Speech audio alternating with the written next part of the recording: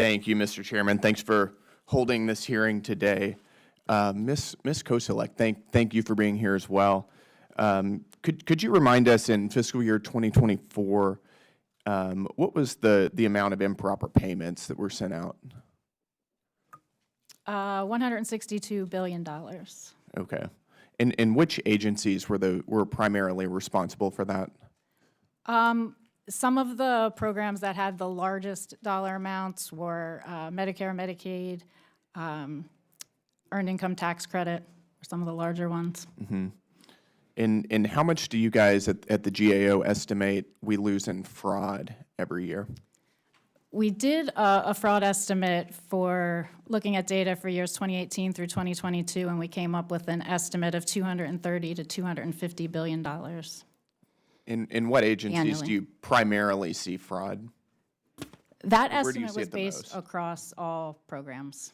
Okay, got it. So if I'm in, let's just use a specific example. If I'm a fraudster and I want to collect unemployment checks that I shouldn't be receiving, and I steal somebody else's identity to do that, and I apply to the Department of Labor, what are the processes that you would expect to see the Department of Labor go through to ensure that I don't improperly or fraudulently receive a check? So unemployment insurance is an interesting one. It's a federal-state partnership program, so there are responsibilities at the federal level and at the state level. As I mentioned, really having those preventative controls in place, doing those data matching checks are some of the key controls that you could expect to see to have an entity have in place. And in this case, you need to have those types of controls in place at the state and at the federal level. What do we actually see on a realistic basis? How often are some of these checks actually applied?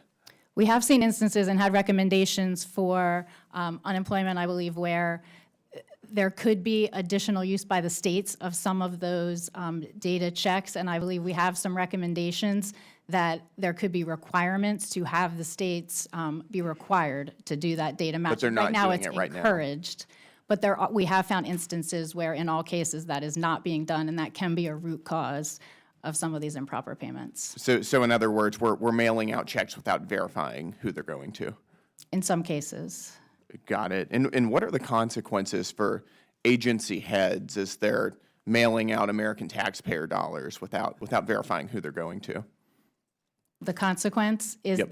that anytime there's improper payments or fraud or money going out for not the intended purpose, that's money that could be going to rightful recipients and used for other purposes. Right, but I mean from an incentive standpoint on the agency level, is there any consequence for either employees at the agency or agency heads for mailing out checks fraudulently?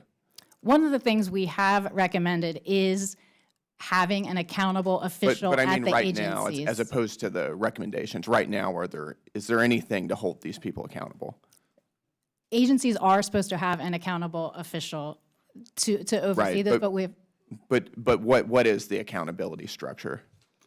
you should Do they receive less bonuses, for instance? Are they fired? What's holding them accountable? I think that is determined by the agency as to how that mechanism is 100% set up, but certainly Congress can have accountability Well, mechanisms. what do you see? Have you ever seen an agency head get fired, for instance, for mailing out billions of dollars in fraudulent checks?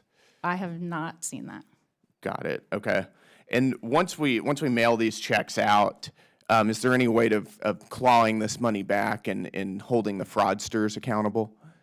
That's what you're saying. The pay and chase model is not generally effective. There are requirements that anytime there is an improper payment, agencies are supposed to attempt to get that money back.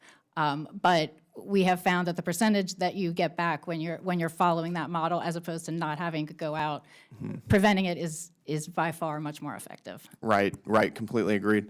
I mean, it seems to me that we've got an overextended bureaucratic administrative leviathan that is mailing out American taxpayer dollars fraudulently with virtually no accountability at all, bankrupting the American people with impunity. And this is from a federal government that ostensibly works in the interests of American citizens, is instead wasting our taxpayer dollars on a scale that is difficult to fathom. I think this is precisely why we need DOGE so badly to get this nonsense under control. And with that, Mr. Chairman, I yield back, and thank you very much.